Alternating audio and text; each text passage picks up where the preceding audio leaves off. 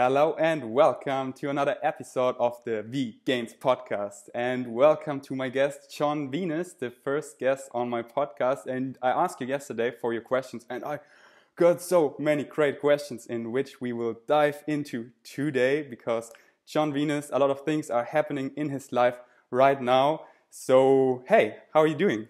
Hey man, thank you so much for having me on. I'm doing great. So yeah, I'm excited to get this started. Nice. It's funny because we've met once. If I'm not mistaken, I think I met you at FIBO for the first time like a long time ago. Is that correct? Yes, that would be my first question. I wanted to ask you, do you remember meeting me at the FIBO, the Fitness and Bodybuilding Expo in Cologne, 2016? And nice, you did.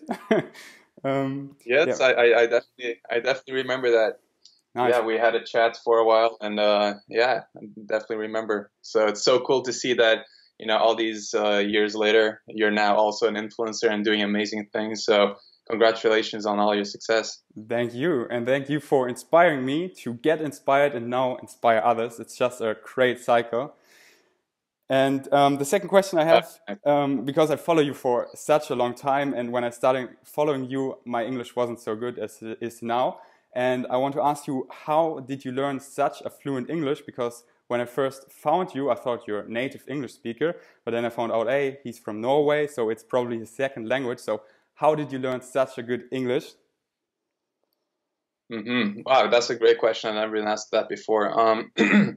So it's kind of a long story, but I'll try to keep it as short as possible. So I was actually born in the US, and my mom is from Brazil, and my dad is from Norway. And my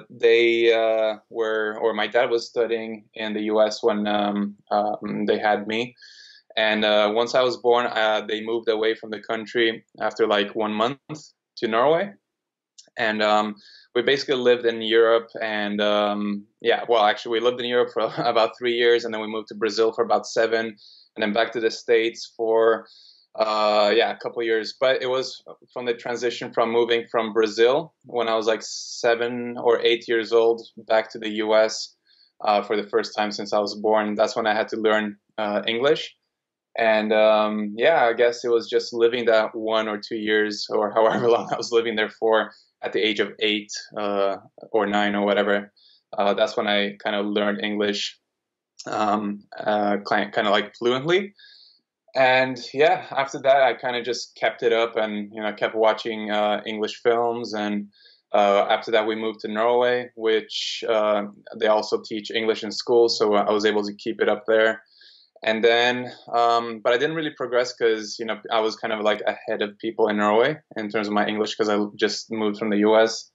So the way that I really advanced in my English was when I moved moved to Spain for the first time when I was 12 years old. And I attended international schools there, so private international schools, which is just everything is in English. So that's how I just, got all my friends were English speaking, and that's how I developed my English speaking skills, I guess. Nice. And that's also like the time where, we're talking so much in English that it kind of switched from me thinking inside my head in Norwegian to thinking in English, which also helped a lot with developing the language. So yeah, that's how it happened, basically. Nice. So it came naturally to you. And do you speak English with your wife as well, or Norwegian? No, I mean, we speak English. Yeah, we speak English when we're with other people, but in private to each other, we speak in Norwegian because she's from Norway, and we've met in Norway as well. So it's just, feels more natural. Gotcha. Yeah, that makes sense. I speak with my girlfriend also German because it just makes more sense if you're both native in a language, and it's just more natural. All right, the next question I have is a follow-up question because I built in here all the questions I got from Instagram. And this also is a nice question to start with. You're probably sick of hearing this question, but I ask it anyways. Would love to hear the story of how he went vegan. Would you like to share it with us quickly? Yeah, for sure. So, yeah, also a very long story, but I'll try to summarize it. So my brother, Leo, he went vegan I don't even know how long ago it was, like 6 years ago now or something. 6, 7 years, I'm not sure. But he went vegan before, like way before I did. And in the beginning, I was like super against it because we come from, half Brazilian background, and we always kept the Brazilian tradition of having heavy meat barbecues twice a week. So that was like a little special family time for us, and we really treasured that. And when he came back one day and said that he was going vegan, first of all, I didn't even know what vegan was. I never heard the word vegan before. I've heard vegetarian, but never vegan. So he was explaining to me that he was never going to eat any meat, dairy, eggs, or anything that comes from animals, not wear any wool or leather. So I was just like, completely in shock. I didn't understand what he was talking about. And yeah, I kind of felt like he was kind of rejecting our family tradition of eating meat. And obviously at the time I just, or like going to the gym and trying to build muscles and develop a good physique. So obviously, I thought that eating meat was, essential to doing that. So I was really against the idea, but he didn't really try to push it on anyone else. So we kind of just left it at that. So a couple of years went by, and just, being a person who wants to always expand my knowledge of life in general and try to be as open-minded as possible, I decided to sit down with Catherine, my wife or girlfriend at the time, and watch a movie or a documentary called Earthlings. So we watched that, and obviously for anyone who's watched that movie, it's a graphic movie, not easy to sit through at all. And it's not like I didn't know that was happening, but actually seeing it not in person, but in the screen, and just like looking at close-ups of these animals on their way to slaughterhouses was kind of heartbreaking. And I'm not really easily kind of affected by graphic stuff.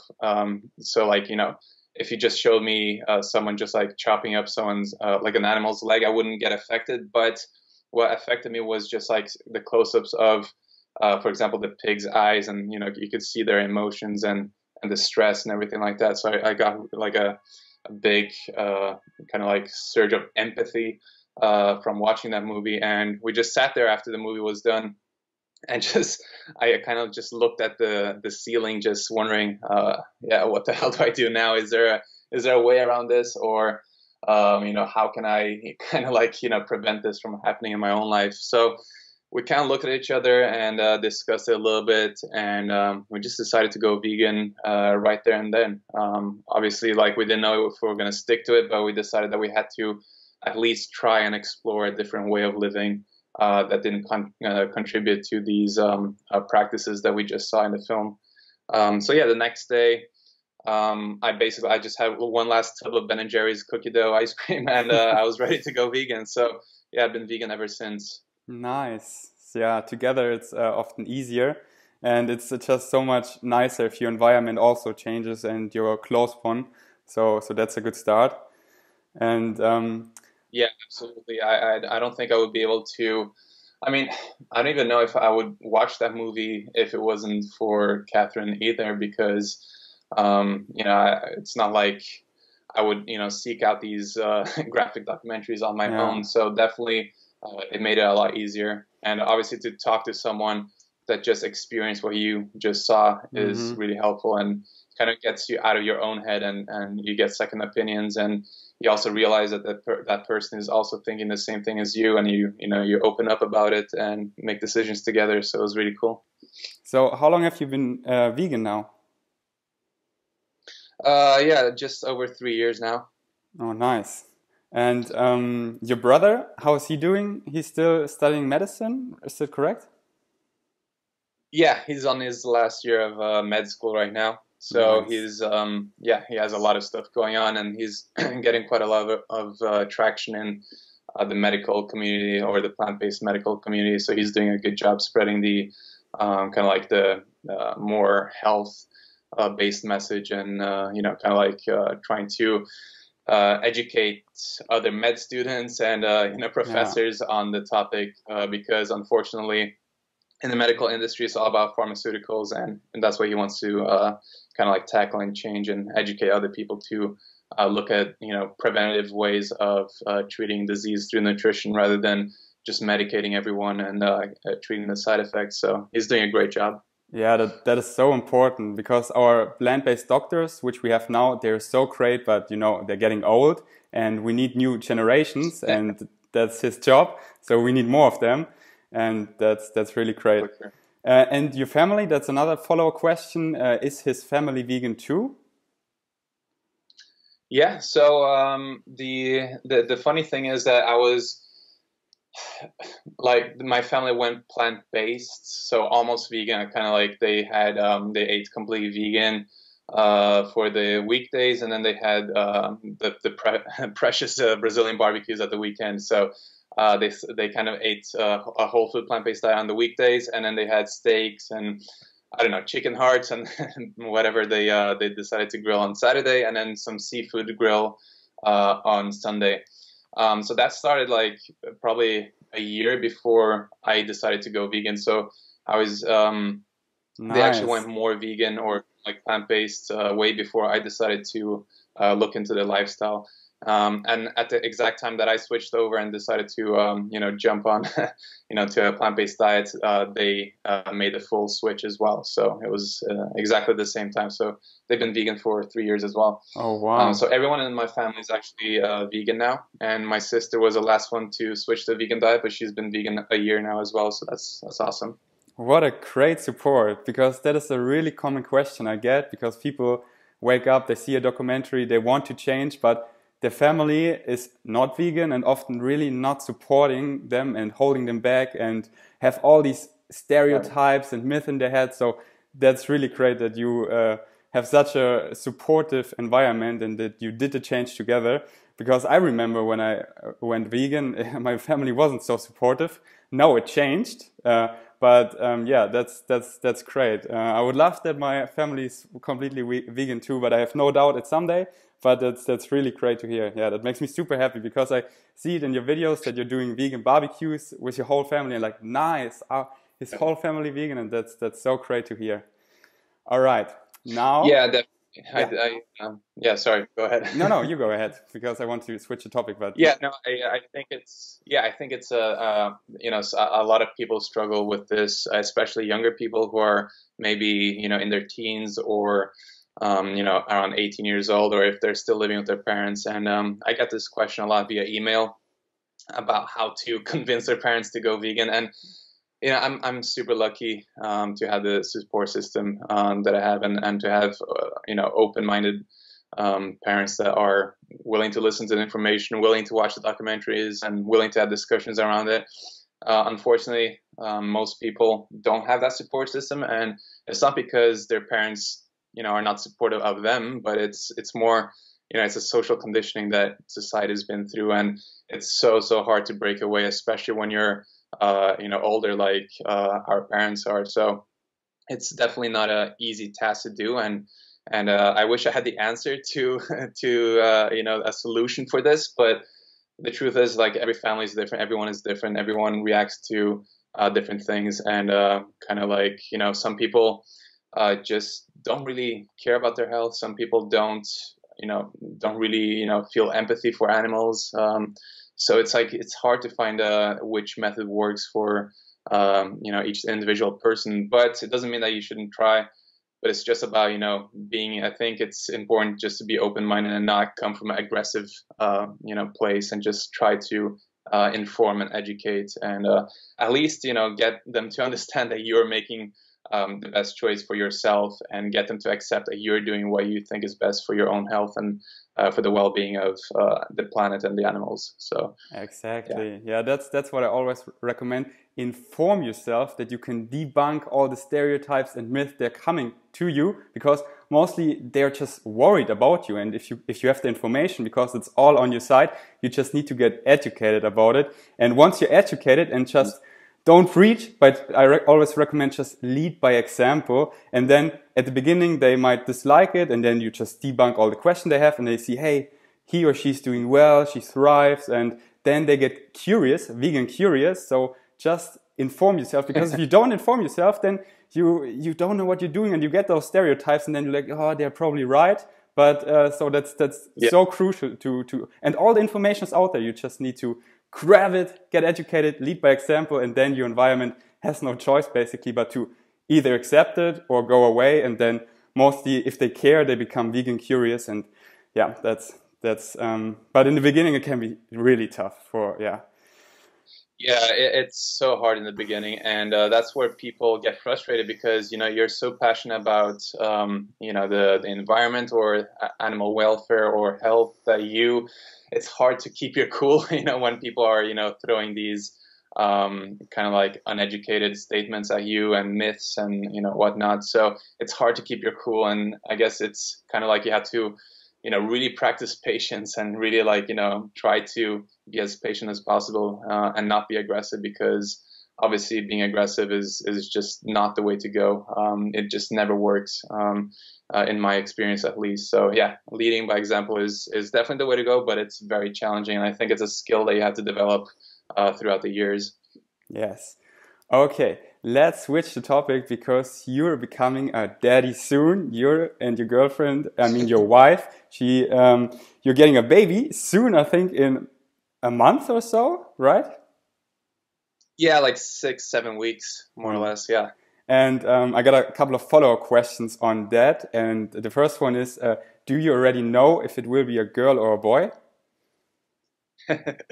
Yeah, we know it's going to be a boy, actually. We found out a couple months ago, and I didn't mention it on my channel, I think, but we mentioned it on Catherine's channel. But yeah, I think I forgot to mention it on mine, so a lot of people do ask me that question. But yeah, it's going to be a boy. Nice. Have you come up with a couple of favorite names? We have a few options, but we're waiting to make a decision, and then once it's born, we'll reveal the name to people on social media. But yeah, it's not 100% decided yet. But we have a couple of options, but nothing crazy like vegan or kiwi or something like that. It's yeah, we're not gonna go that route. Yeah, and keep it a secret. It will be a great clickbait thumbnail to reveal the child's name. That will be a great video. And exactly. Here, the next one is a follow-up question again. I'd like to know if his baby is going to be vegan. If yes, if you can recommend any resources to inform oneself. Okay, good question. Yeah, the baby is, I mean, in the first 2 years or however long, obviously the baby is breastfeeding, so that is vegan. So I guess once it starts implementing food into his diet, then, in terms of sources, I really don't know. Like I let the research go, like Catherine do all the research. She's a nutritionist in the home, and she does all the, heavy lifting in terms of, kind of like nutritional research for babies and that kind of stuff. But it's, we've met so many families with, fully vegan children, and people who have been vegan their whole lives. And, it just goes for, it's healthy for all stages of life. All the plant-based doctors have, support these statements. Even the World Health Organization has said the same. So it's just about having a healthy, balanced diet, and it's not really that complicated. I think people overcomplicate things too much. But yeah, at the same time, a lot of people do ask this question because they think it's either risky, or they're not sure. They're not confident about what they're doing. Maybe they're new to a vegan diet and they're not sure if it is actually optimal for their health. So a lot of people do, kind of like show some skepticism around it. But we've seen so many examples, and we know what we're doing. We know what's healthy for our own bodies, and it's not going to be any different for, a baby or an infant or a child. So we're 100% confident. We've done all the research that we need for adults, and it's not supposed to be any different for infants. Obviously, we're not going to feed him Viva Life protein powder or something like that, but just healthy whole foods, and that's all you need, basically. That's so great to hear, and I agree 100%. I did a lot of research on that subject recently because I did a couple of posts about it, and it's just so scary what animal products can do to your baby, and all the heavy metals in the mother, because they stay for such a long time. And Dr. Michael Greger recommends staying at least vegan for a year before you get your baby, because like mercury, it stays in your system for such a long time, and that's what you will feed your baby. And also like diabetes type 1 is linked to dairy consumption in infants' formulas. So and then you have it just for your entire life. So it's just scary feeding babies animal products. And it's really easy to do. Just, you know, B12, because they don't have a B12 storage like we do. So they need to get it from the beginning, but it's in the breast milk of your wife, so no worries, because she supplements with B12 probably, and then just give your baby some sunshine, but that's not a vegan problem. And then just, you know, the first year is easy, just breastfeeding the best what you can do for your baby, and then just introducing some fruits and vegetables, some whole grains and nuts and seeds. So super, super easy, but people make such a big deal out of it. But if they would look at the research, what the heavy metals does to the baby, what or, you know, the animal products that would harm the baby, they would, I think, never do it, but they're just unaware. And have this one case in mind where a vegan baby died, but millions of animal eating baby died as well, and that's not mentioned anywhere. So you just, you know, gotta do it right, and that's not complicated. So really nice that you do that, and looking forward for a full day of eatings from your baby.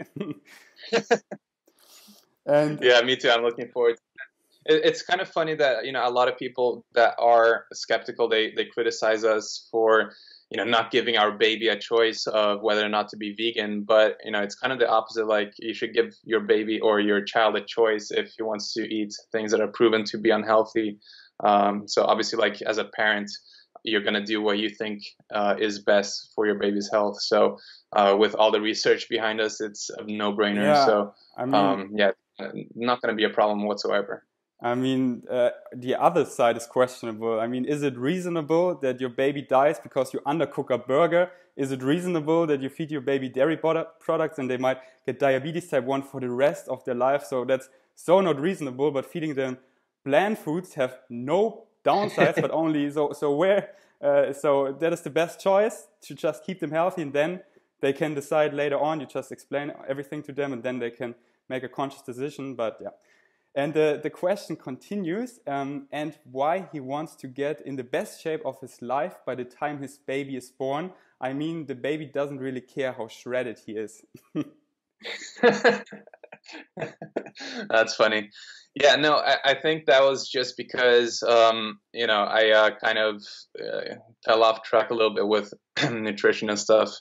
With, you know, all the we went to LA, and every time we're in the US, it's so easy to try all these amazing foods that you don't really have in Europe, especially not in Norway.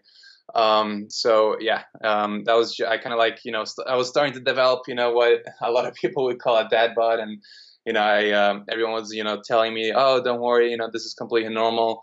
Everyone who goes through, you know, a pregnancy, or, you know, every husband or father, you know, puts on a lot of weight during the pregnancy. This is completely normal. You can't avoid it. So I was kind of like, you know what? I don't believe in that. You know, I think you can avoid it. I think if you just eat healthy whole foods and work out, there is no reason why you can't, you know, get shredded, or, you know, build muscle, or whatever you want to do. So I just wanted to, you know, show people that just because, you know, you're having a baby, that it doesn't mean that you have to, you know, eat comfort foods and, you know, not be on top of your nutrition and health. So it's not really like I want to get as shredded as possible. I just want to be in the, you know, the best shape of my life in terms of having really good cardio levels, and, you know, performing super well at the gym, and being lean as well is important, obviously, for health. Yeah. So yeah, it was just kind of like debunking that myth a little bit, because I was getting tired of hearing that. So yeah, it's not like a big statement I'm trying to make. It's just more of a personal journey that, you know, I don't want to be, you know, in my worst shape of my life by the time the baby is born, because who knows how much time I'll have to train and all that stuff once it's born, or once he's born. So better do it before. Yeah, that's great. And I mean, your baby might not care how you look, but I mean, you will probably take tons of pictures, and then you just have cool shredded pictures when your baby is born, and they will last forever. And it's just a great starting point, because then at the beginning you have lots of stuff to do, and maybe training and nutrition falls short, but then you have a great starting point, and feels just great. So yeah, I like it. And next question is, will you show your baby in your videos and pictures? Mm-hmm. Yeah, that is a question that we get probably every day now on DMs and emails and comments. And I'm not exactly sure why people. I think a lot of people are kind of like skeptical of putting their babies or family members in social media before they have a say in the situation. Why are you going to put your baby in there without having its permission or his permission? But the way I look at it, we're not like going to show the when the baby messes up or something. Like, we're going to have it in the background, and we're going to film the baby just naturally. We're not going to be making a baby channel or anything like that, but we're just going to continue to vlog and show how we live. And obviously the baby is going to be a big part of our lives, so it's kind of hard not to include it in the videos. So yeah, for sure it's going to be on social media. We're not going to create its own Instagram account or anything like that, but it's definitely going to be a part of our videos, because he's obviously going to be such a huge part of our lives. And especially at the beginning, I look at my baby pictures and you would never guess that's me, because we changed so much and it's just a cute baby face. And I had I was blonde as a baby, long blonde curls and a puffy face, and look completely different now. And I don't know if you know him, what's his name? Casey Neistat, he's a famous vlogger, and he just showed his baby when it was, I don't know, 1, 2, 3 years old. And because he said you can't, it's a baby face. And then when she grew older, then she just put her more in the background. But before that, she completely showed her. And I mean, only positive stuff, because people like to see cute faces, and there's nothing wrong with that. And I mean, you would never guess which person that is later in a baby face. So I don't see any problem with that. And then if you're only doing like positive stuff, so it's just spreads positivity. I mean, we have an Instagram page for our dog, and our dog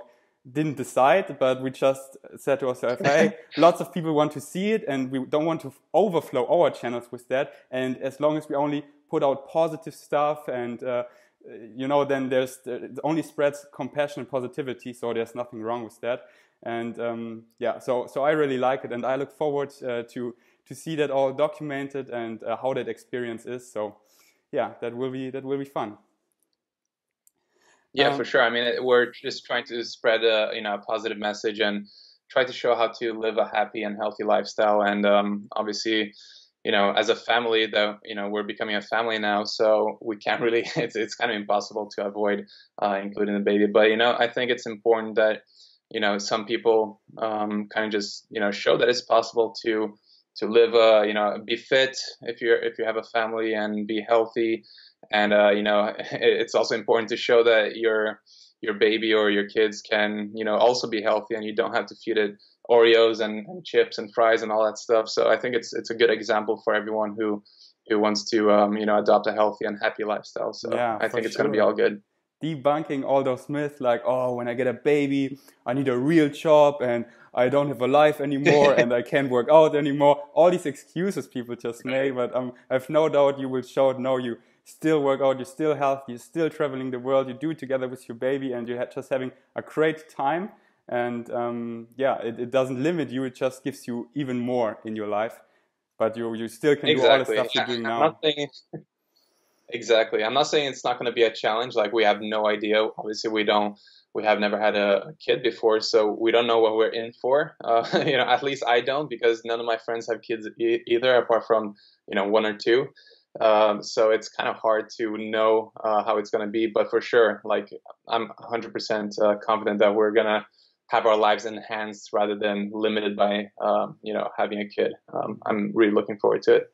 So this is maybe not a good comparison, but when we got our dog, Kiwi, about a year ago, I never had a dog before. So I was like, how will my life change? Am I really ready for that?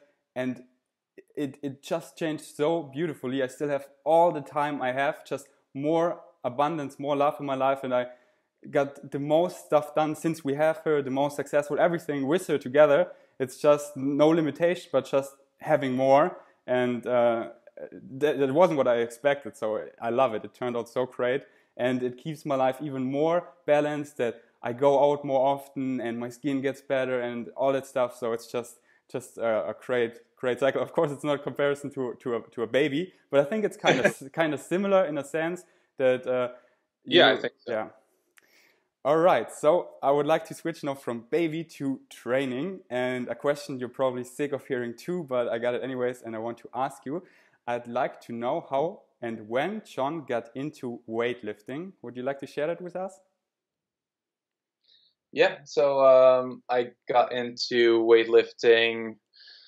I mean, I as a teenager, I went to the gym, a couple times a year, but I guess that doesn't count. I started training consistently and very seriously about, I think it was like almost 6 years ago, I think now.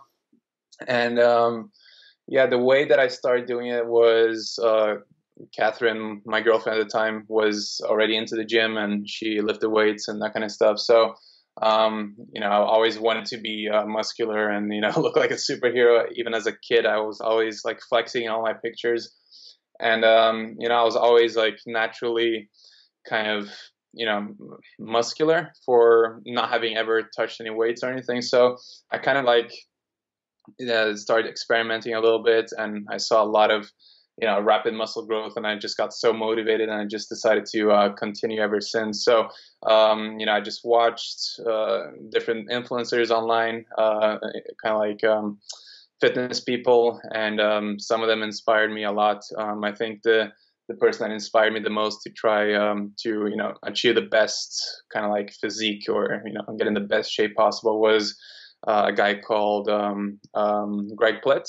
He's passed away now, but he was like the most famous fitness model, and I thought that his physique was my goal and what I was like really trying to achieve. So I really consumed his content and got super inspired in the first year of me lifting. And yeah, ever since about 6 years ago, I haven't taken more than maybe 5 days off in a row from weightlifting. So been very, very consistent ever since.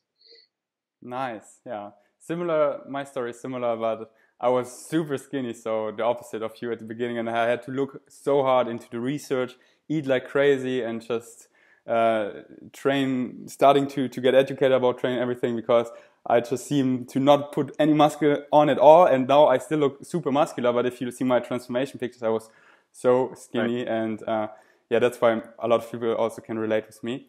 My next question is, what's your current training split, and what would you recommend for people who want to start, or they just don't know what they're doing or don't get the result? What's a training split you would recommend, and you're doing? Let's start with that. Yeah, I'm doing a modified upper lower split, but I change my splits up very frequently just because I get bored if I stick to one thing too long. So I kind of do like a modified upper lower split. And if I don't do that, I usually go back to a push pull leg variation, which means a push day would be shoulders, triceps, and chest, and a pull would be bicep. Maybe some traps and back, and then on the third day will be legs and abs. So I switch between those two most often. But what I do recommend, what we recommend to our clients is if you're a new beginner, it's best to just do full body splits.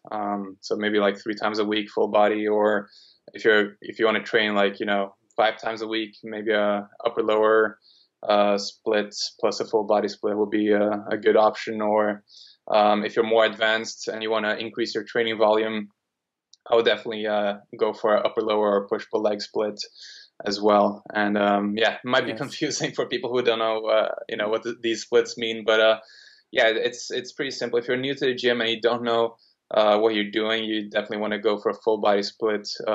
Training your entire body in one day or in one session, a couple times a week, just to kind of like get a feel for different exercises. And just not have too much volume in each individual muscle before it's developed enough. So I do recommend full body splits to new beginners. I recommend the same, and the research supports us on these claims, because at the beginning we want to, or we always want to have a high frequency for natural lifters. So we want to frequently train the same muscles. 2 to 3 times per week is ideal. And it's also practice. If you have a higher frequency, like if you're doing a full body split, then you do the same exercise like squats 2 to 3 times per week, and you practice, because at the beginning you need to learn the proper form so that you can start to build muscles. And that's why high frequency is key. And then you just have to adjust the volume. And because often people, they fall for those magazine bro splits where people take anabolic steroids and then only train one muscle really hard per week, so a super low frequency, and then destroying the muscle and basically just moving glycogen through the muscle. And then they get maybe a few results, but long term it's hard and probably not what they want. So high frequency is key, and training, that you train the proper form. So yeah, that's a great split. So full body and upper body, lower body. That's also what I do, upper body, lower body. And as you said in the beginning, have fun, because that's so important. If upper body, lower body isn't fun for you, then do push, pull legs, whatever is fun for you, because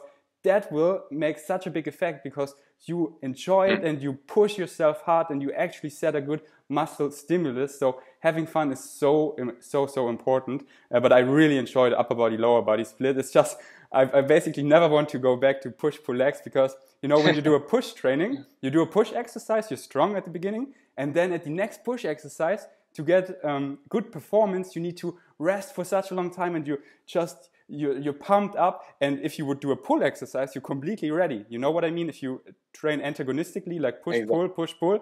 And I love it, because I can train faster, and I'm like always fresh, because I do a push exercise and then a pull exercise and I'm fresh. And when I do the next push exercise, I'm already recovered again. So and the pump is just insane. So I really love that, and the frequency is high and everything. So the fun is through the roof, and also the frequency is perfect and everything. So that's my favorite split, and I recommend for most people, like 4 times per week is something where you commit to, but you still have a life and it doesn't take up too much time for you. So I recommend 4 times, and then 2 times upper body and 2 times lower body. And yeah, that's a really great starting point. All right. Just on another note, I think it's also important to mention that, you know, if you're not really into, you know, weightlifting and that kind of stuff, like there are other things that you can do. You know, you don't have to do it. You know, it's so beneficial for, you know, bone density and, you know, just strength and, you know, kind of ligaments and tendons and just muscle, just tissue in general. But, you know, it's not the only form of training that, you know, people can do. If you really don't like it, you know, give it a shot. But if you don't like it, you know, you can do other things like, you know, again, try calisthenics, home workouts. You can go for, you know, more sprinting, more cardio work. You can do sports. I think the most important thing is just to move your body, and, you know, whichever way that you feel most comfortable with, and whichever way you enjoy the most, that's going to be the most beneficial way, because you want to sustain this, you know, throughout your entire life. Like, you have to find a way to be able to move throughout, you know, years and years and years. So obviously you have to find what works for you and just keep at it, because movement is, you know, so important. It has so many preventative effects in terms of, you know, not developing diseases and just, you know, living a healthy and long life. So just move around. Yeah, and just start, because you can't blow it. It's not like if you eat now a ketogenic diet and eat lots of animal products, then you're harming yourself, the environments, the animals. No, if you just move, there's basically no harm to be done. Sure, you could injure yourself, but there's basically only upsides to it, because it's not like I smoke and it's bad for my environment too. No, if you train, it's really good for you. It's only positivity, and just find what works for you. And because there's so many sports, and I just say follow what excites you, but do something, because it's so natural, ingrained in us, and it works on so many levels, like reduces stress, improves mood, improves your sleep, and just gives you a well-balanced life. And you don't have to do weightlifting. It's just what we both really enjoy. And just find something that you like my girlfriend, she's crazy about pole dancing, and just try different things. And if you don't like something, then that's great, because then you find you don't like that, and then you narrow your field and become closer to what you like. Because it took me a while until I found out that I love weightlifting. I tried basically everything, and it was great, because, I don't like that, and then just because there's so many sports for everyone, so you probably like one of them. So just start doing something and follow what excites you. So yeah, exactly. What's your favorite muscle to train? Favorite muscle to train? Uh, it's a tough question. I think I go through phases. So for years it was like chest, and then it was arms, and right now, currently, I think I really enjoy training my shoulders because I've been focusing on them so hard lately that I've kind of like fallen in love with trying to find the mind muscle connection and just like feeling the burn on my shoulders, which before used to be kind of hard for me to do. So now that I kind of get that mind muscle connection and I feel them working, I see them developing and getting bigger. I've really started to enjoy training them. So recently, I'd say shoulders. Nice. No one says legs. Yeah, no one. Yeah, I go for shoulders too because they're my weakest part, and if they burn and if I think they crawl, it just makes the most fun because you want to have a good overall physique, and that's when you train and really feel your weakest part and they will catch up, then that's a great feeling. But I also just love pull exercise because they really open me up, and pull-ups and the pivot, it just feels so healthy because sometimes for push exercise, sometimes the shoulder hurts a bit and sometimes they don't feel too healthy, but pull just feels so natural and so good all the way. So that's probably one of my favorite exercises too, pull exercises. And but I just love the holistic workout, that you train everything, and that's the most fun, to just get your whole physique to the next level, and that nothing gets left behind. Yeah, no, that's a good way of looking at it. All right. Someone asked, I don't know if you know anything about it, but I just took it in. Can I do anything about gyno as a vegan? Have you looked into that? Not. I mean, I don't think. I guess if you're vegan, you have less chance of. I think it's just about the hormonal balance and that kind of stuff, and maybe eating animal products and that are high in estrogen and that kind of stuff. Animal estrogen, not plant estrogen, would kind of like make it harder to get rid of or to avoid developing.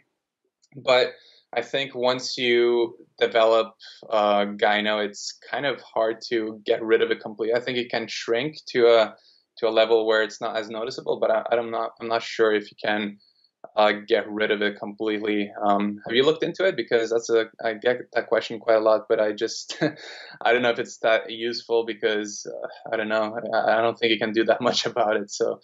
I haven't looked into it, but that was the first time I got this question. I just often wait. If I get a question a couple of times, then I do a post about it, but I probably will look into it. But I think it's just because when you're a teenager and growing up, and some people just get it, and the natural way, the unnatural way is if you take steroids, then it's a side effect of steroids. Yeah. But I think it's just some teenagers just naturally get it through a hormonal imbalance or mutation, but I'm not quite sure, so I have to look into that. All right, then the next question. Yeah, and I think also a lot of healthy people also, people that aren't necessarily eating, a ton of, horrible foods also develop, gyno.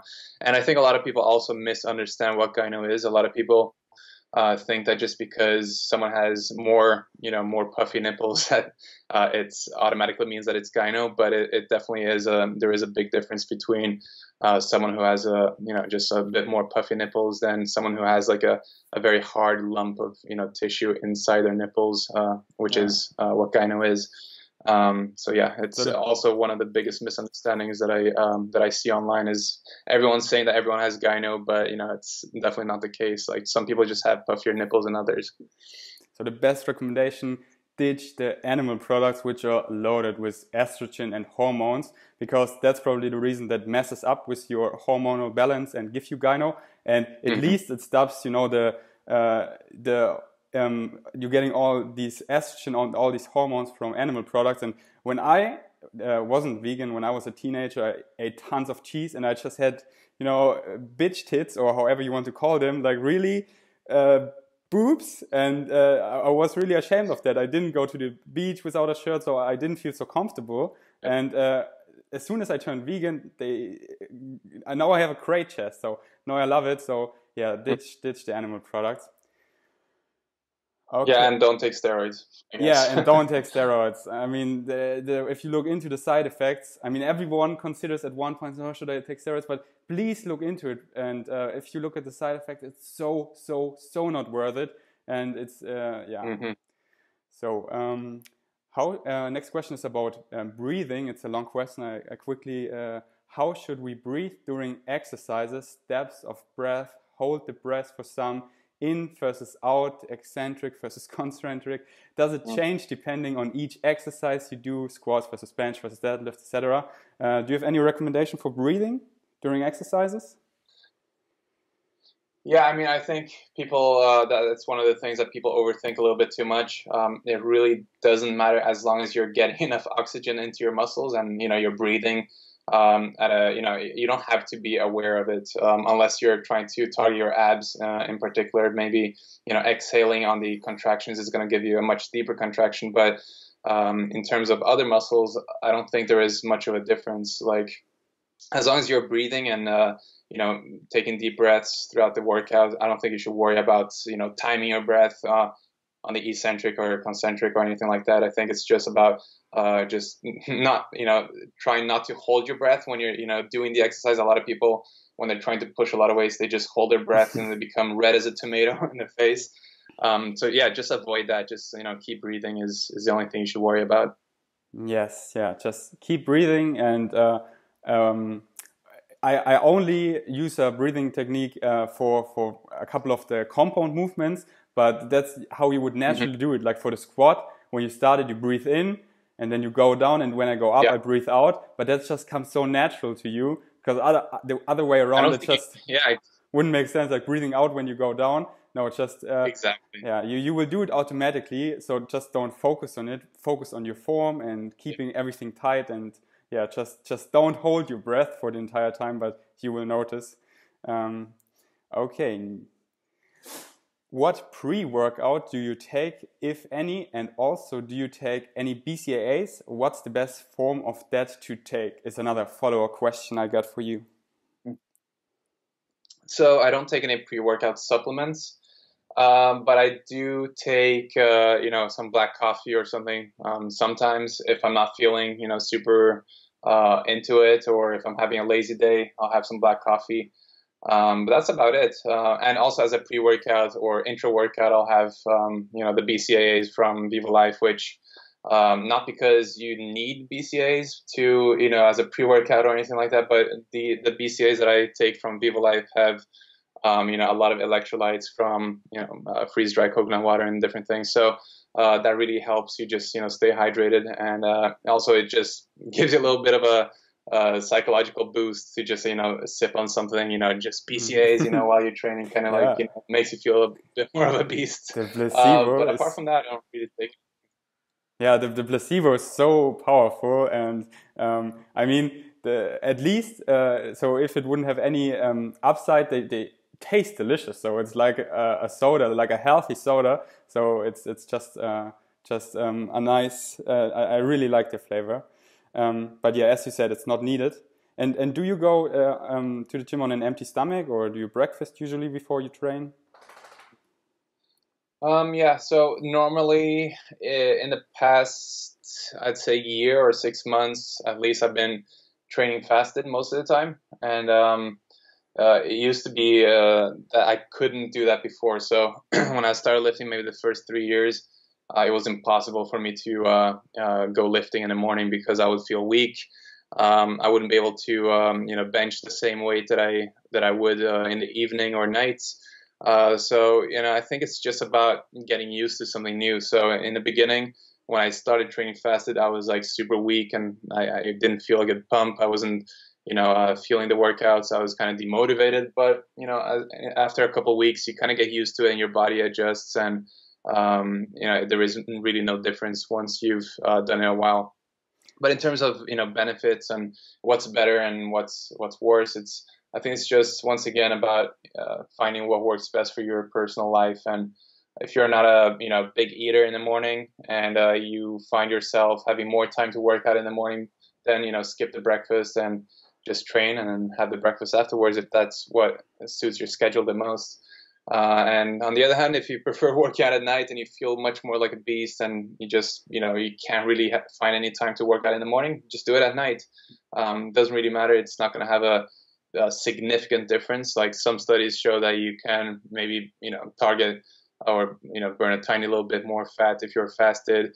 And then some other studies show that, you know, you might be in risk of kind of like using your muscles as fuel if you train too hard fasted. But you know, it's not going to have a significant difference to the point that you're going to notice anything. So I think just do whatever feels best and whatever you can fit into your schedule. Exactly. What matters is your overall calories, what you eat, if you're in a surplus or deficit, and if you actually train that day or not, and how you train. But when you train, doesn't really matter. Do what works for you. And I actually switched up a couple of months ago because I used to go to the gym on an empty stomach like forever. And I loved it, but at the end, I felt like I depend on caffeine and I need stimulants for my training, and I didn't want to get hooked on that. And then I changed it to actually having a breakfast before, digesting it, and then going to the gym. And for now, I love it. I think I will keep it because I don't need any stimulants. Sometimes I have a green tea or so, but I don't need it because like my nice cream, my smoothie bowl or so gives me tons of energy. And also when I wake up, I have like my productive phase where I want to not be productive in the gym immediately, but to do some head work, like my infographics and research. So I really wake up and immediately do that. So I fast for 1 to 2 hours, then I have my breakfast. And then I continuously work for 1 to 2 hours, usually 2 hours. And then I get this boost of energy and hit the gym. And what I experienced, I don't need any stimulants.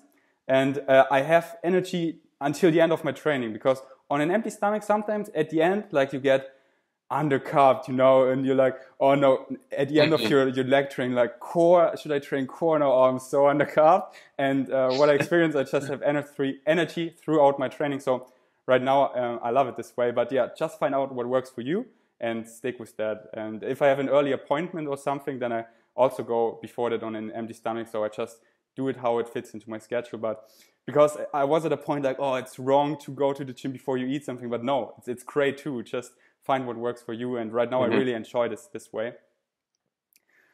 Yeah, it's the same as so many other things like intermittent fasting, for example. I get so many questions about that, and it's really just about what works best for your own situation. Like if you don't feel hungry in the morning, there is no need to eat. Just wait until you feel hungry, and then you automatically do a 16-8 hour eating window. Or maybe you just feel hungry all day and you feel great eating 6 meals a day. That's fine. Just do that. It's all about just doing whatever works. Like the benefits that you get from either training fasted or not training fasted, or doing intermittent fasting or not doing intermittent fasting, it's not going to have a profound difference in performance. So it might for you, for an individual case. And if it does, just choose a method that works best for your body. So it's just about personal preferences and experimenting. So if you're not sure, just try both methods and see what works best, and then just continue doing it. Yep, it's just a tool, and it's not like a magic pill. Like if I do intermittent fasting now, the junk food I eat in my feeding window will be healthy all of a sudden. No, it's just a tool, and it can help you to stick to a eating schedule, and that you don't constantly think about food, and then thus it can help you to lose weight. But it's just the tool, and what counts is the overall calories, what you actually eat, and if you train, and all these other lifestyle choices. So that is what makes the difference. And then just pick those tools which work for you. Yes. Next question I got, it's also a follow-up question. It's just hummus or guacamole? Guacamole. Why? I'm not sure. I just use it a lot more often, and I kind of I eat more. I'm a big fan of tacos, so and guacamole is like a key ingredient in tacos. So I guess that is the reason. And also, if you have anything with avocado on your Insta pics, on any Insta pics, you get so many more likes. It's incredible. I don't know why, but avocado is just something that attracts people. I'm gonna have to try that. Yeah, try it. I'm gonna have to try. It's crazy. When I post something with avocado or other people, it's exploding mostly. Um, Next is another follower question. What do you guys do to groom facial and body hair? Grooming helps showing the muscles more, right? For guys especially, is it best to shave, wax, pluck, trim? What do you do? Uh-huh. Okay. Interesting question. So yeah. I'm kind of lucky that I don't have a lot of body hair. So, or not lucky, but you know, just because I want to have like a shaved look. So in that sense, I'm lucky that I don't have to shave so often. But I do shave, you know, my upper body, like my chest and abs and that kind of stuff, like maybe once every 3-4 weeks, once a month or something, and that's more than enough for me because my hair growth is very slow and when it does come, it's not like very, very thick. So yeah, I'm kind of lucky in that sense. But I have tried, you know, waxing as well. And that's what I did for a while. Also only like once every couple months or something like that. And yeah, recently, or not recently, but you know, a year or two ago, I kind of stopped doing that because I find myself kind of like my skin reacting too much to it, and my hair was like growing inwards, and you know, I was getting kind of like, you know, I don't even know what that's called, but it's kind of like, you know, you get those pimples from your hair going growing inwards rather than straight out. So shaving works a lot better for me personally, and it's a lot easier as well. So yeah, and in terms of, you know, looking more ripped or whatever, yeah, I guess I don't know. Sometimes I find that it kind of depends how lean you are. If you're not so lean, I think it's better to have some body hair, and then you know kind of hide your body fat a little bit more, and then you kind of look better that way. But if you're like super shredded, then yeah, if you get rid of the hair, you'll look even more shredded. So it's just about, you know, I mean, it's kind of like an Instagram, you know, social media influencer problem. But you know, if you're just like a guy who likes lifting weights and you know, just want to have an aesthetic physique, just, you know, if you like a shaved look, go ahead and shave. If you don't, you know, there's nothing wrong with having, you know, a lot of body hair as well. It's just about how you want to look, basically. Mm-hmm. And your legs, do you shave or do you use to wax them too, or just your chest? No, I don't really have much hair on my legs. I have, at least like in the pictures, you can't really see it unless it's like super close. So I've never, no, never touched my legs at all. Really? Even though Never you touched don't my legs shave? or, Oh, wow.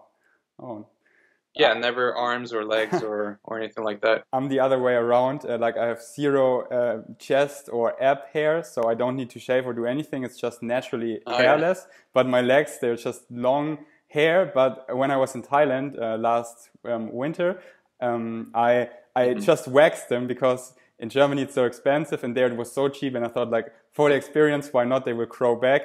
And it was one of the Yeah. most stressful situations in my life. It hurts so much if you have long hair and two ladies, they just ripped out left and right, and especially my inner thighs. Oh my God. And you prepare yourself, and it comes No. unexpectedly, and you can't really breathe because they're doing it. Two persons are doing it. And if you have so long hair, so I will never wax again in my life.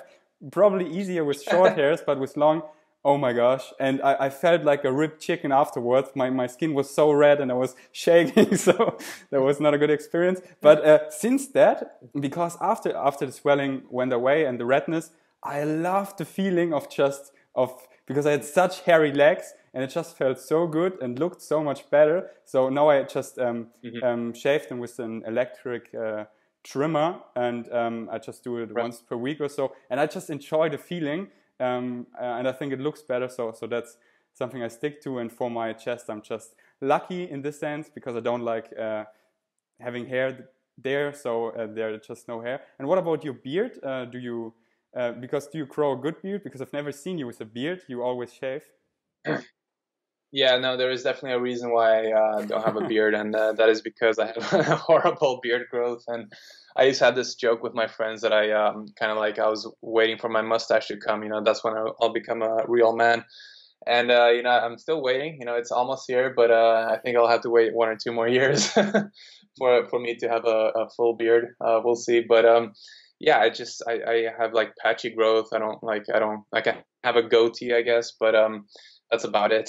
So I don't like the look of it, so I just keep it pretty trimmed and shaved most of the time because I just don't like the look of it. I don't have a full kind of beard, so I'm still waiting for the day that I grow up and can finally get some manly beard and grooming, kind of like fashionable.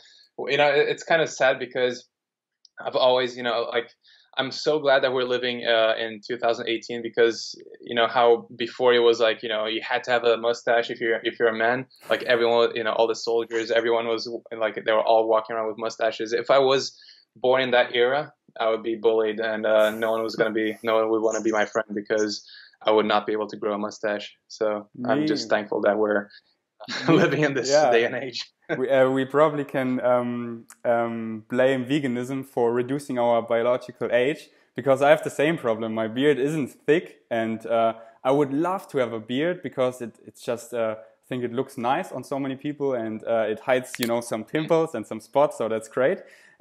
But it's just not a thick beard, and I love the short beard I have, but if it gets a bit longer, it looks so weird because I have these few hairs and they just get long and it looks ridiculous. So I just keep it short, that it looks kind of thick, but because it's so short, you can't really tell. But if I let it grow for a couple more days, I look ridiculous. So yeah, I'm waiting for the day too. Me and you, man. Next follow-up question is, how did the vegan mentality affect your lifestyle? For example, in regards to your mindset to life, consumerism, relationships, etc. Great question. I'd say that veganism in general hasn't changed, my perspective, in that many ways. Like, I've always considered myself a very open-minded person. If not, I wouldn't even have considered watching that documentary, or I wouldn't even I made the switch in the first place.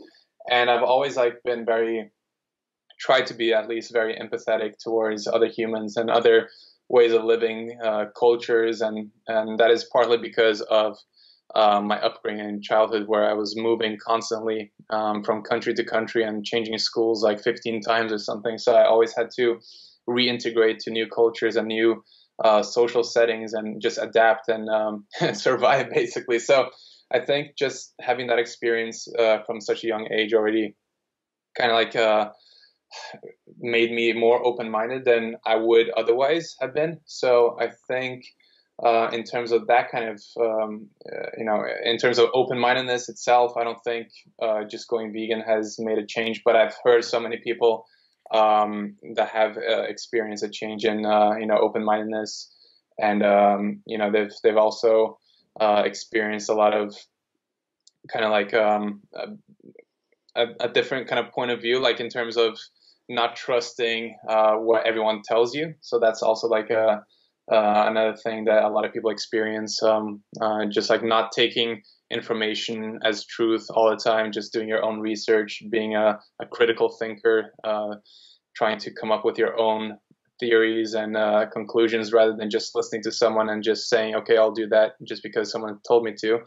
But in my own life, I think I just try to keep learning any way I can. I have to learn every day. It's I'm a knowledge addict, I guess. I just try to get as much knowledge as possible every single day, and I just enjoy doing that. So in terms of veganism itself, I don't think that had such a big impact in my own life, but it definitely made me more skeptical towards the status quo, and it got me questioning things more often and looking at different alternatives and digging a little bit deeper in terms of other alternatives and ways of living and that kind of stuff. So I guess it made me a little bit more critical and a little bit less naive. That was the main thing, I think. That's a great answer. Nice. And also, yeah, and also one thing that I forgot to mention in terms of relationships, I know a lot of people go vegan and then they, they have hard time with their families or friends, and they find it super hard to find a girlfriend because they have, or a boyfriend, because they have to be vegan as well. And it's hard to be in social situations, go to parties because there's nothing you can eat and you have to explain yourself, and it's a pain in the ass. But I haven't really experienced that because I just, I try to keep myself calm and try to lead by example, and just try to make it appealing. And that's for me personally. I haven't been affected that way, but a lot of people do. Experience social difficulties when switching over to a plant-based diet. And like we said in the beginning, it's just about practice, changing your mindset around it and just getting better every day. Yeah, but it can be really tough because it's like you wake up from a nightmare, but you wake up into the nightmare. You realize what's going on and you become aware, but you wake up into it. That is reality, and that can be really tough at the beginning. You just have to accept it, that is the status quo we're living right now, and focus on the solution, focus on how to change. And change starts with you by leading by example and living what you're preaching. So yeah, leading by example, that's what it comes down to.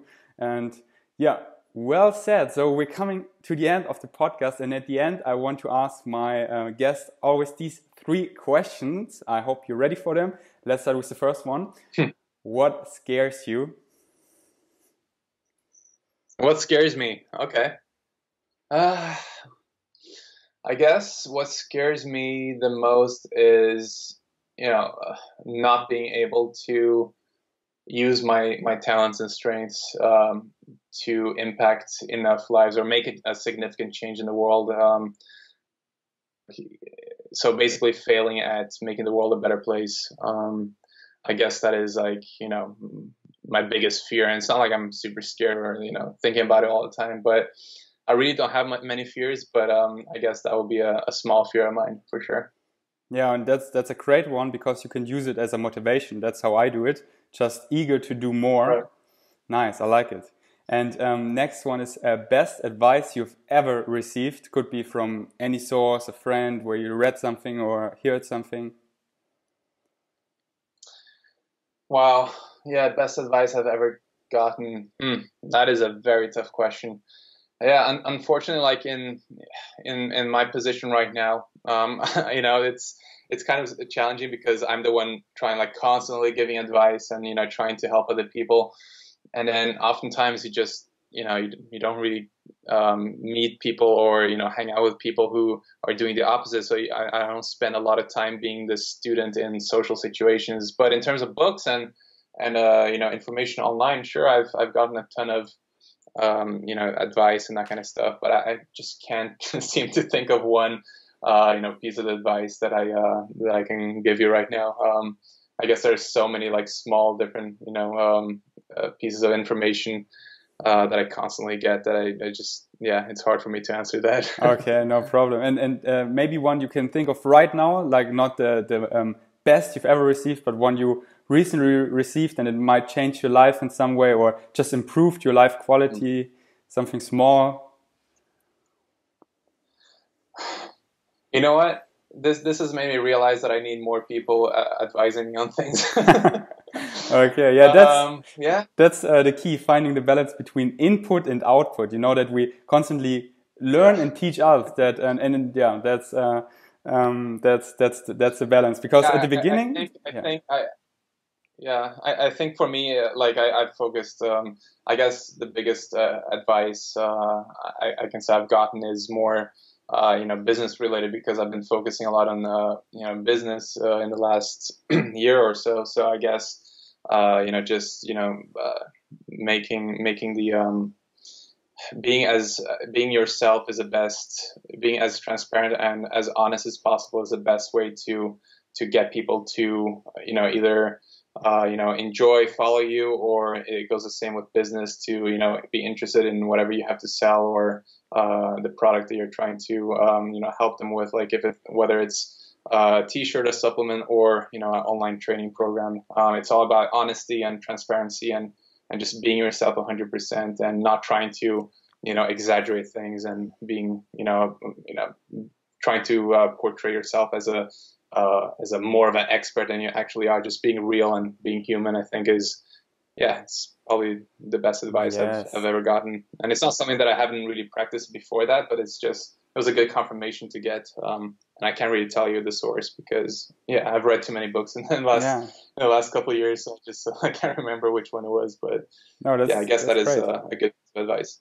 Yeah, that's great. And I 100% agree with that. And the last one is, what's the future of veganism? I really think that the future of veganism is going to be lab-grown meat. A lot of people don't consider that veganism, and I definitely do think it's a big advantage for having a more sustainable planet, and obviously to reduce animal suffering and these injury industries. I think it's going to be a key game changer once the price of these lab-grown meats reach a point where it's affordable for consumers and it's available in restaurants. I think there's a lot of people, like a very, very, very big portion of the population, are going to choose that rather than choosing the conventionally grown meat that is that comes from an animal that has to be fed tons of resources and then obviously slaughtered in a very cruel way. So I think that is going to be the future of veganism. It's not really veganism, but it's going to help a lot of the problems that vegans are fighting for.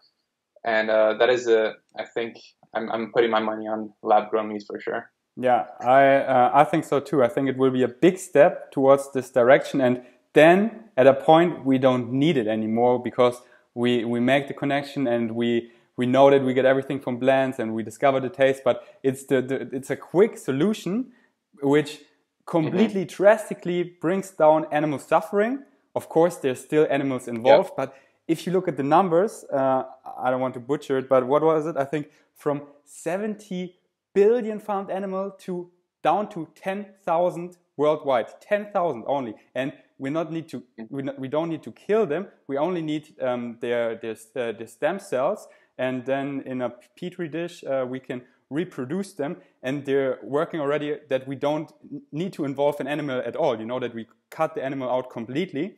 And if you look at the resources, so fewer resources will be taken over, and it's just so not sustainable what we're doing now. So that is a great way into the direction. Then we still have, all right, it's still not healthy for us. So maybe how do we get the trans fats out, the saturated fats, the cholesterol, and maybe we make the meat healthier. But I think at this point we already, we don't need it anymore. But it's a quick solution now, because if you look at the numbers in the Western countries, the meat consumption and dairy consumption goes down.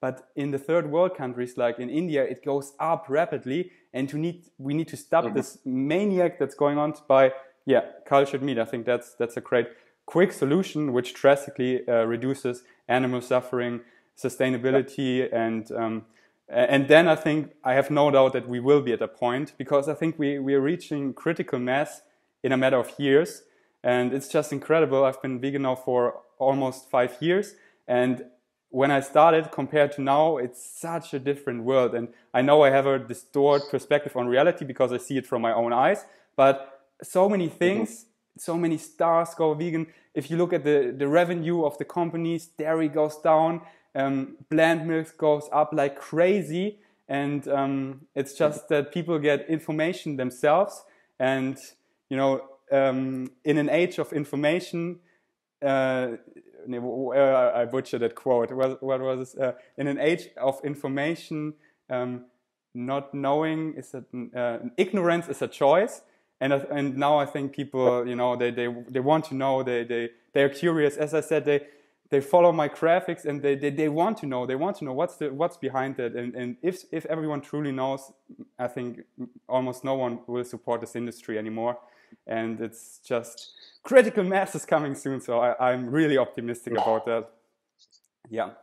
Yeah, no, I think it's a very important, it's important for people who are already plant-based or vegan to just keep a positive attitude, and obviously keep, informing, educating, and helping it move faster along. But, whether it takes 20 years or 300 years, the most important thing is how we get there in the end. And we all play a huge part in bringing this to the table. And obviously a lot of people get distorted in the idea of, obviously there is a lot of problems in the world, and obviously, there is, pollution, there is, plastic, there is, tons of other things. There is, human trafficking, drugs, whatever. Like, there are so many problems, and I think people use that as an excuse too much to say, why should I, care about animals if people are still being, kids are still being sold in different parts of the world and, brought into slavery.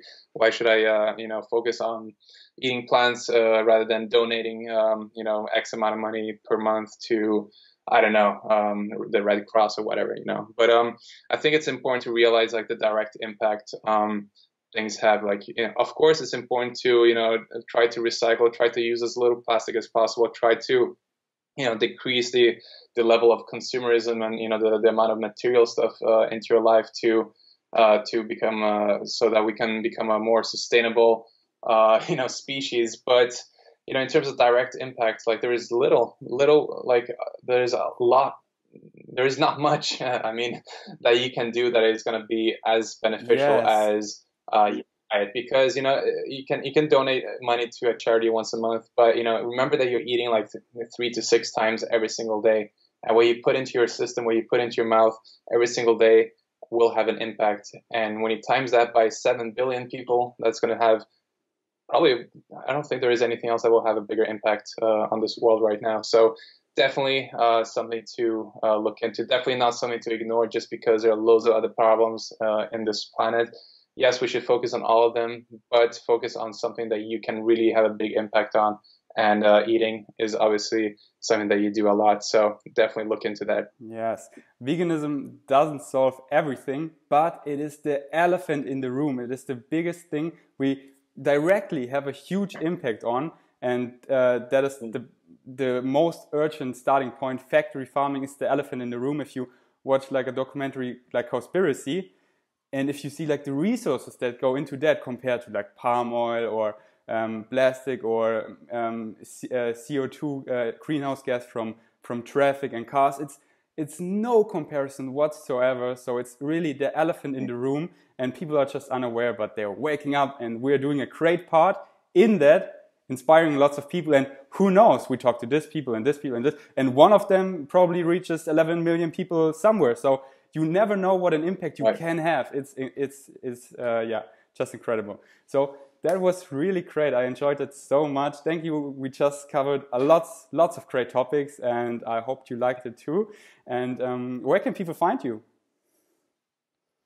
So people can find me mostly on YouTube and Instagram. So you just type in Jon Venus, so Jon, and then Venus like the planet, and then you'll be able to find me on Facebook, Instagram, YouTube, and just go over there and say hi. Is Venus your actual last name? I was always wondering. No, yes and no. This is actually, I'm not gonna tell people exactly the story because I'll get too many Facebook requests. But but it's to do with a letter that is Norwegian in my last name that pronounces as a U, but it's not really a U. It's a different, unique letter. But I've always, everyone in the family has always, used Venus as a way to pronounce the last name. So I just changed the letter just so it's easier to brand yourself. Yeah. It sounds really cool. And that's why I also don't take my real name on social media, because Ferdinand Beck is something a lot of people struggle to pronounce, and V-Gains, it also combines what I'm doing, V-Gains, and that's something easier to pronounce, and just makes it easier to brand, and I really like this name. But at the end, names don't matter. What matters is content and bringing value, and that's what Jon Venus does. Check out his YouTube channel and Instagram page. I love his full day of eatings. He just invites you into his life. It's really authentic and true, and someone you can truly relate to, especially when you get into this lifestyle.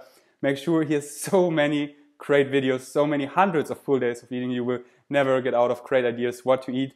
And I really enjoy your way of being authentic and just being yourself and sharing your experience and all what you learned with your following. And it's great. And I really enjoy continuously following you and seeing how your life will unfold and get even better with a new family member.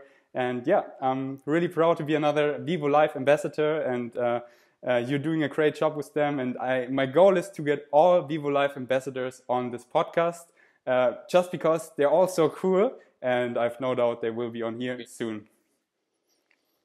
Oh yeah, I'll make sure that happens.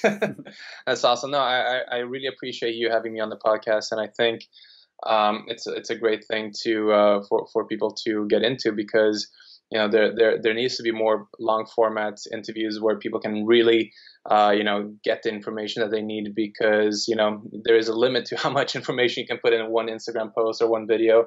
So I really like the idea of these long format informative interviews, and I think you're doing a great job. And not to mention your Instagram stuff is amazing, and I get a ton of value out of the posts that you put out there. So keep it up, man. You're doing amazing. Thank you. So guys, thank you for watching, and do you have any last words for this podcast? Go vegan. Go vegan, yes. Go vegan. Just to keep it cheesy. Yeah. Vegan cheese. Yeah, that's nice. Right. Here we go. How about that for my first guest? I think we did it. I think we did such a great job, and I have no doubt that you took something out of that, something valuable. And yeah, just let me know your feedback and your future guests you want to have on my show, and I'll make it possible. And you heard it. Ask me your questions you have for the future guests, and I built them in. Like, I got so many questions for Jon Venus, and I asked him most of them, a lot of them. So I want to make this a community project. You are involved. You let me know whom you want to have on my show, and what do you starve to know, your questions, and I will build them in. How cool is that? And to make this even cooler and realer, because the podcast now stopped, our conversation I mean, but after that we still chatted for a while, and it was just great, I think. So, and I asked him, can I still put this in? And he was, yeah, sure, it's your podcast, I have nothing against it. So now enjoy the rest of the not official interview with Jon Venus. Enjoy. That's it. All right, thank you. I will end this podcast here. I'll probably do a quick outro after that, but that was fantastic. Sorry that I robbed so much time from you, but it was just, I wanted to cover so many levels, and I never want to cut short on something. It's just so much more authentic and real, and the value is just through the roof. So this episode is great. Thank you so much for your time. I hope you enjoyed it. No, man, it was really, really good, man. Yeah, I've done a couple of podcasts already, like in the last couple of months, and this has been my favorite so far. So nice. That's really good. You. Yeah, I love podcasts because when I want to know a person, if he's a bullshit artist or something, I listen to a podcast with him, because you can't really hide. You have to be yourself, because in the television, if you have an interview, you can fake it so much, and you see a star, exactly, but you don't know who he or she is. But if you listen like to a Joe Rogan Experience, which goes for 3 hours, you really know this person, mm-hmm. And that is just a great way to get to know someone, and really spreading informations and laying down point of view. So that's why I started my podcast, because I binge listened to so many podcasts in the past, and I was like, now I will do my own. And I did it now for a long time in German, and that's great, and I have a great following base, and now my English following base is going through the roof. So that's why I started my English podcast, and now I will get everyone on the show. Yeah.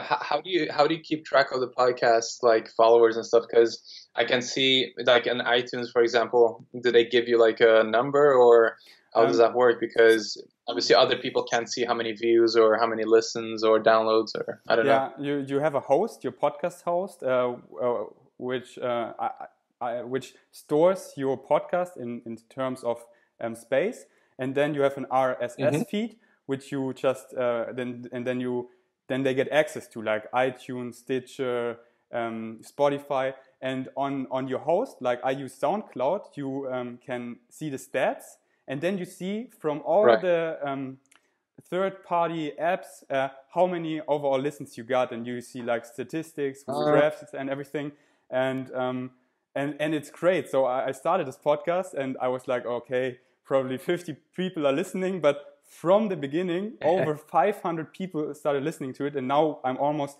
every episode at 1,000 listens, and it just gets more and more. And the cool thing about podcasts is like the people start from the beginning. They go back and they listen to this episode, which we did right now. In 5 years, they will still listen to it. It's just amazing, because I look like Michael Greger. I listened to podcasts years ago, and that's mm-hmm. That's because on YouTube it's more like, what's his latest videos, on Instagram what's his latest feeds, what's his latest post, but exactly. on A podcast, you mostly go back or pick someone like a guest you want to listen to, and that's why I love it. And people write me messages of German podcasts which I did 2014 or so, and oh, you said this and this, and I'm like, yeah, I changed so much, so maybe I take some of them offline. But yeah, just that's what I love. But yeah, it's really different because you don't have this immediately feedback of comment section of how many likes and stuff. Yeah. But it's just a lot deeper. You know, Instagram is more on the surface, and podcast I think is like the deepest you can, because you don't edit it. There are no cuts. You have to be yourself, and you can't really fake stuff unless you really edit a lot. But that's not common, and that's why I love this podcast, because I have nothing to hide and lots to share, and just invite people in my life and into my guest lives, and they can learn from both of us. And that's why I love to have guests, because I learn so much, and but so many people can learn as well, and from both of us. So it's just a win-win-win situation. Exactly. Which podcast do you listen to the most right now then? Right now I actually listen to like specific episodes, not like, oh, I continue to listen to this and this. No, on social media I see like, wow, cool, she appears on this podcast, he appeared on this podcast, and I pick out specific conversations. Like I see people I follow for a while, and I want to see how are they really, like, what are their information level, how are they just communicating, and then I listen to those podcasts. And but all-time favorites are, of course, the Rich Roll podcast. I really like that one. London Real recently had amazing guests, and I don't know if you know, but he's going vegan now too. He does an Ironman in a couple of weeks, and he prepared for that completely plant-based. And I have no doubt he will stay plant-based, and his entire family is plant-based, and he has such a huge influence. So that's so great. You think he'll stay plant-based? Of course. He had Michael Kreger, he had James Aspey, Meat is for Pussy, the author, and I think so much information from the site, and especially the interview with Dr. Michael Kreger. I think after I listened to it 3 times or so, just information overflow. And if you don't know, on YouTube he documents his journey, and they're so well edited, the videos, and so many people can profit from them. And I think he will stay plant-based. And then Michael Kreger, he also has a podcast. I also listen to that. And then I also have a bunch of German podcasts, which I just like. Okay. And I used to listen to the Joe Rogan Experience, but I just stopped because he got so hateful against vegans and spreading the dumbest myths. It makes me so angry, because I know he will become vegan at some point, because it's just unavoidable, because there are only reasons for it and no downside. So it's just a no-brainer. But he clings on to, like, okay, I get some only eating meat bullshit artists, and everyone debunks them so easily. And he needs to get one plant-based doctor on the show, but he just refuses it. So I can't listen to him until he changes. But I have to admit, he's a funny guy. So I used to listen to him a lot, but I stopped because it made me sad when those vegans. It's plants have feelings and different things. and like the plants have feelings. Yeah, but if you eat animal products, then the most plants have to suffer, because on average 10 times the amount of plants are going into animal foods, because they eat like crazy. So if you really care about plants, the best thing to do is to go vegan. There's really no argument against it. The only argument I hear and makes sense is like, I don't care, but that's such a weak argument. And if you don't care about your health, like what do you care in life for? So but other podcasts, I don't know, I listen to so many podcasts. Do you have some recommendations? Not really. I don't know. I listen mostly to, I select different episodes from Rich Roll, and then I select different episodes from more business stuff, like School of Greatness, or Tim Ferriss, and those things. But not really. Like recently, I've just been more into audiobooks, just listening to audiobooks, because podcasts a lot of times they go a little bit off topic, they get sidetracked, and they forget to give good information. So I have kind of like made this switch more towards audiobooks recently. So, Me too recently, because it's just so much more depth of knowledge what you get out of a book often, but it just depends on the circumstance. When I'm in the gym, I just like something easy. You know, often I don't like music, but I like something easy where I don't have to pay so much attention. So podcasts are great. But when I go for a walk with my dog or something, I love audiobooks because the depth of knowledge you get is just crazy. And I get so much inspiration or topics for my infographics because I listen to all the books from the plant-based doctors and then like, that's an interesting view and that's a nice point, and I make a graphic about that. And it's just easy for me because they link all the research in the books, and I also have it as a PDF, and I just type in the word and then I look for it, look at the research, and then it's easy for my graphics. So I really like audiobooks too. Reading, I'm not such a big fan.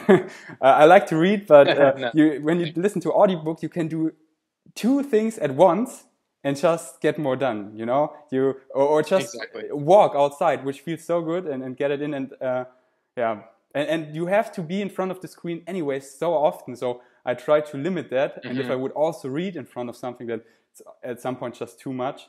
So when I'm in front of the screen, I like to do something where I actually have to do something like typing or really reading or creating something. Yeah. All right. I don't want to capture any more of your time. Thank you so much. And we keep in touch, and hopefully we see each other in November, maybe at the London Vivo Expo or whatever they do there. If you know about that. Yeah, October. Yes. So I will definitely be there, and then we meet each other in person. So that will be great. I love to meet the whole Vivo team. I became an ambassador, I think, 1 month ago, so really recently, and I just love the team, their products, because you know that the products are not necessary, but people just want something. They don't stop, and they will buy something. So I better recommend the best product on the market, and I've no doubt Vivo. That's it. And for me, it's not only a protein, but a superfood. If you look at the ingredients, like the healthiest blends, like turmeric, ginger, peppermint, beetroot, everything combined. And if you look into that stuff, like turmeric, how powerful, how potent it is, and that's just people get it if they buy the supplement as well. So they not only get a protein, but a real superfood, and just the whole concept. But I don't need to convince you. But yeah, I just love it. No, it's I've been around for so long, and I've been approached by so many companies or supplement companies in the past for sponsorships and stuff. But the really cool, like the way that a company's good is that they prioritize everything before they prioritize making profits. So like Vivo Life has put everything into, making the best, sourcing the best ingredients, like everywhere, like the superfoods, like putting expensive ingredients that, other companies would never put in there because it doesn't make sense from a business perspective. But, they just keep putting everything back in, and they still, haven't made a profit because they just keep putting everything back in to, get more value out of it. So it's just amazing to see a supplement company doing this. So yeah, it's definitely going to be a big success. And not, bringing out so many useless supplements just to make money. And all the other companies who also contacted me, I wouldn't have felt comfortable having a deal with like my protein or so, because 99.9% of the supplements I don't believe in, might be even harmful, and you just don't need. And the few you need, I don't like the mixture completely, like the B12, they add also other stuff I don't like, and I'm not sure about the quality and stuff, and it just didn't feel right in my heart promoting them. So that's so great that I find Vivo, and I've no doubt they will be so successful, because veganism is just the future. More and more people, they get conscious. They want something healthy. I think they're such a step ahead of the other vegan companies. They just offer something vegan because that's the trend, and just make a heavy metal polluted, product with all kinds of artificial stuff, which just tastes super artificially. And anyways, there was such a great chat at the end. Should I also put this in the podcast to make it even realer? What do you think? I don't know, man. I think it'll be kind of boring, but it's up to you, man. You do whatever you want. So I haven't recorded this part. It would be fine for you. I mean, I didn't record this part, but yeah, for sure. You can, I will just do it intuitively, but that was that is just another authentic part as well, because, you know, people see like, oh, when the camera's off, they say, oh, the supplement is BS or something. No, it's what we believe, we put out, and yeah, as you said at the beginning, that's true. Be real, be yourself. That's a important step. All right, so I don't want to catch any more time. So here we go. Does it get any realer than this? I hope you appreciate this little bonus footage of our conversation, and yeah, just let me know your feedback and your future guests you want to have. And also, it would mean the world to me if you could give me an iTunes review. Just go to iTunes, Vegans Podcast, give it 5 stars and blah blah blah blah blah, and all done. And that would help the podcast a lot to be exposed to more people, so I can get the biggest people on my show. How great would that be, and how great will it be? Because it will happen. What I believe in will manifest, I have no doubt. Thanks for listening, and until next time, peace out.